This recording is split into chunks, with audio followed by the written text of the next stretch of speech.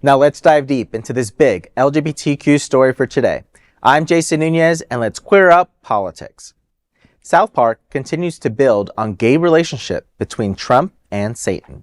Spoiler alert, in today's charged political climate, satire is often sharper than speeches, and South Park has proved that once again.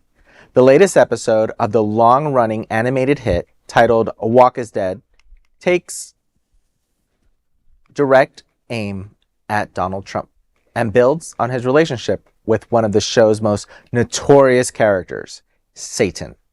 According to the Hollywood Reporter's recap, the episode fuels speculation that the president and the Dark Lord are romantically involved. The recap explains, quote, "The official line is that Satan has been traveling with the president, and Trump insists he and Satan are just sort of hanging out. But as the audience at home knows, the two ensnared in a traditional narcissist-empath relationship," end quote. The episode also skewers Fox News showing sycophantic anchors obsessed with the pair.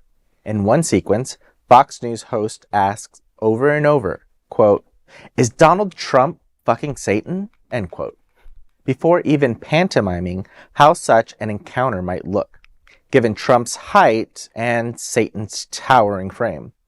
The plot escalates when Trump and Satan confirm their romance, before dropping a shocking reveal. Satan is pregnant with Trump's child. LGBTQ activists note that the episode is interesting and unique, using a gay relationship to hit hard against the anti-gay politics of the administration.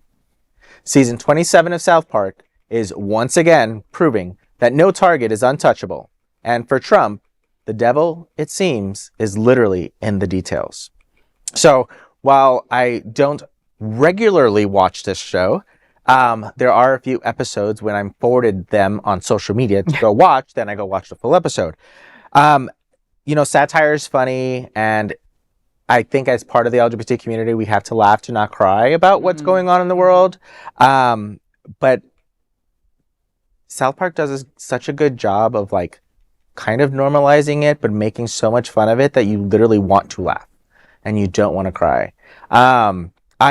This is the second episode of the series, and I remember the first one with Kenny, and I just really want to be in the room when Trump watches this. And I just want to be in the room when all the maggots, as you call them, are watching this, because it's true. We call it satire, but let's be real.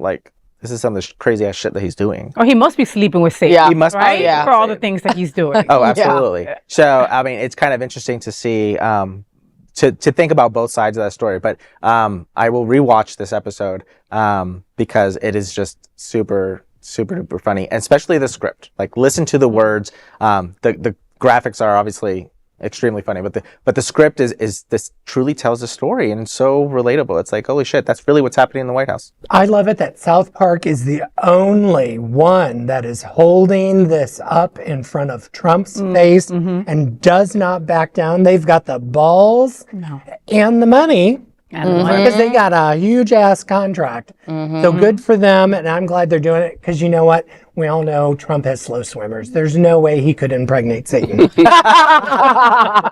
But I watched that first episode, and I also, like you, Jason, I haven't watched South Park since I stopped smoking dope. Okay, a very lot of years ago. Okay, and I had to go watch it now just because of them not kissing the ring, of them not rolling over. Right? I think it's Trey Parker. I can't remember the other gentleman's name at the second. My apologies, but again, they're laughing all the way to the bank with a huge contract that they just signed, right?